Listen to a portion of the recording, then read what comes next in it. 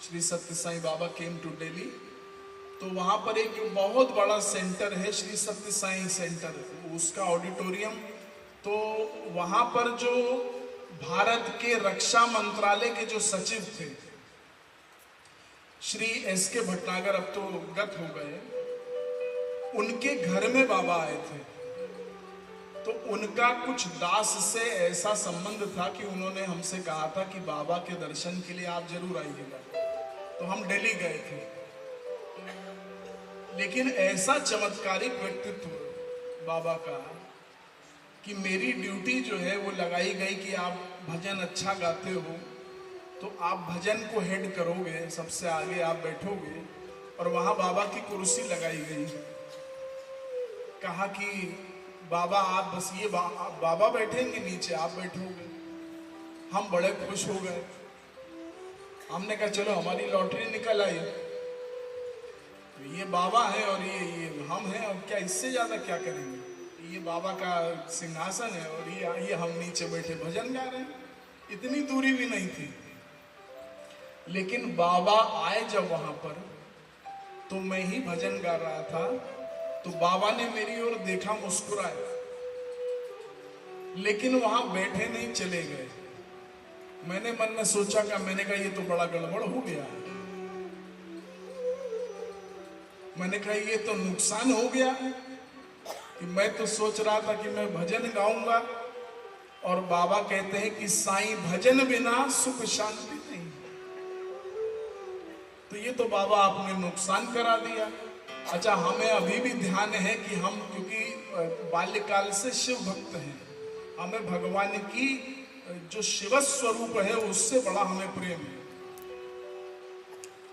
यद्यपि सब एक हैं, हरि हर एक रूप गुण, कोई अंतर नहीं है, लेकिन मेरा जो है शिवत्व की ओर थोड़ा सा मेरा एक रुझान है। तो मैंने कहा, मैं भजन उस समय गा रहा था, मैं बड़ा एक प्रसिद्ध भजन है, उसकी एक लाइन में बोल रहा हूं, भोला भंडारी बाबा शिव शिव शिव साईं बाबा। ये भजन हम उस समय गा रहे थे जब बाबा की एंट्री आई हुई है। भोला भंडारी बाबा शिव शिव शिव शिव साईं बाबा, भोला भंडारी बाबा शिव शिव शिव बाबा, नाथ रक्षक दीन दयाला पतित पावन साईं बाबा,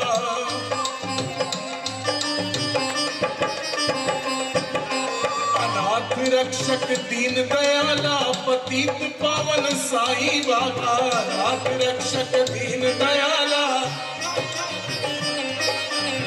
भोला भंडारी बाबा शिव शिव शिव साईं बाबा, भोला भंडारी बाबा शिव शिव शिव साईं बाबा। ये भजन पे बाबा वहां पर आए और मुस्कुरा के चले। अब बाबा अपने कमरे में बैठे हुए थे वहां पर अन्य भक्तों के साथ। अब मेरा मन जो है वो भजन में तो लग नहीं रहा था। मैंने कहा कि बहारों फूल बरसाओ मेरे साईं राम आए हैं, सजा दो घर को गुलशन सा मेरे सरकार आए हैं, और हम ही नहीं मिल पा रहे। मैंने कभी किसी कथा में ये बात नहीं, क्योंकि सबका रुझान नहीं है ना बाबा की, श्री सत्य साईं बाबा की मैं बात कर रहा हूँ साहब। मैं वहां पर बैठा हुआ था, हासू जी, अचानक से एक महिला आई। उसने कहा मेरा नाम लेकर के कि कानपुर से क्या कोई शुभ्रम बहल आए हैं। मैंने कहा मैं तो कहने लगे आपको बाबा बुला रहे हैं, बोलो साईनाथ महाराज की। हमने कहा कि हम तो पहले बाबा से मिले नहीं। कहने लगे नहीं, उन्होंने कहा है कि कानपुर से कोई इस नाम के आए हैं, उनको मेरे पास लेकर के आओ। तब मेरी समझ में आया कि यार कोई ना कोई तो बहुत बड़ी शक्ति सत्य साईं बाबा के अंदर है। क्योंकि हम तो शिरडी जाते थे, तब उन्होंने मुझे अपने पास बुलाया, कोई मेरे पास कोई सोर्स, आगे का मार्गदर्शन दिया और मेरी आंखों में 10 सेकंड के लिए देखा ऐसे करके। तो मैंने चरण स्पर्श करे, उसके बाद एक अजीब सी घटना ये हुई कि 15 दिन तक मेरी आंखें लाल रहती थी, परमानेंट लाल रहती थी। तो हमने कानपुर में बहुत सारे डॉक्टर्स को दिखाया, हमने कहा ये आंखें हर समय लाल रहती, ऐसी क्या बात हो गई। अब कोई जो आध्यात्मिक व्यक्ति हो, वो तो हमारी साधना भी नहीं थी, ये तो हम उस समय की बात कर रहे हैं जब हम क्लास 12th पास करके बीकॉम पार्ट 1 या पार्ट 2 में थे। कोई हमारा जप नहीं था, कोई साधना नहीं थी। तो बहुत जगह दिखाया, तो दिल्ली में एक सनातन सारथी प्रकाशित होती है, उसके जो वहां पर प्रकाशक थे, जो पूरे दिल्ली में और एनसीआर में और महाराष्ट्र में जो जाती है वो पत्रिका, उनके बेटे जो थे वो आई सर्जन है। उनके पास हम गए, उन्होंने आंख देखी, कहने लगे सब ठीक है। तो हमने कहा लाल क्यों है? हमने कहा आंख सबकी सफेद है, हमारी लाल है।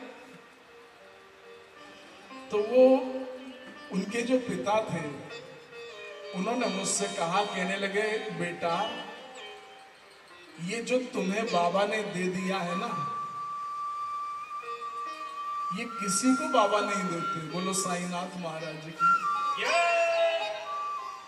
ये बाबा ने तुम्हें अपने पास बिठा करके शक्तिपात कर दिया तुम्हारी आंखों में।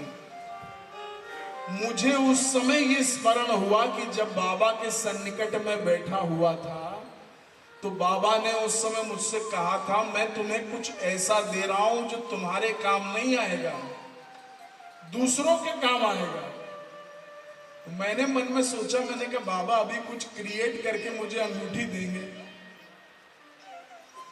बाबा मैनिफेस्ट करके कोई ना कोई मुझे आशीर्वाद देंगे, लेकिन उनके शब्द की तुम्हारे काम नहीं आएगा, दूसरों के। तो ये जो शक्तिपात सत्य साईं बाबा ने किया था, ये अब जब मैं अपने कर्तव्य पथ पर और धर्म पथ पर निकला, और अनेकानेक लोगों का कल्याण बाबा के माध्यम से होता है, जो चेहरा देख करके ये बता देना कि ये होने वाला है, ये जो बाबा की कृपा से होता है। क्योंकि गुरु परंपरा में है ना, शंकर है भगवान, और श्री सत्य साईं बाबा, श्री शिरडी साईनाथ, सब कहीं ना कहीं गुरु परंपरा में ही है। तो उस गुरु कृपा से ये जो बात है अब जाकर के, तो इसलिए मैंने आप जो कि आप बाबा के भक्त हैं, इसलिए मैंने आपको बताया। यद्यपि मैं ये बात किसी को बताता नहीं हूँ, उनकी इच्छा थी, इसलिए मैंने आज बता दी कि कैसे सत्य साईं बाबा का अनुग्रह हुआ और कैसे शक्तिपात उनके द्वारा हुआ।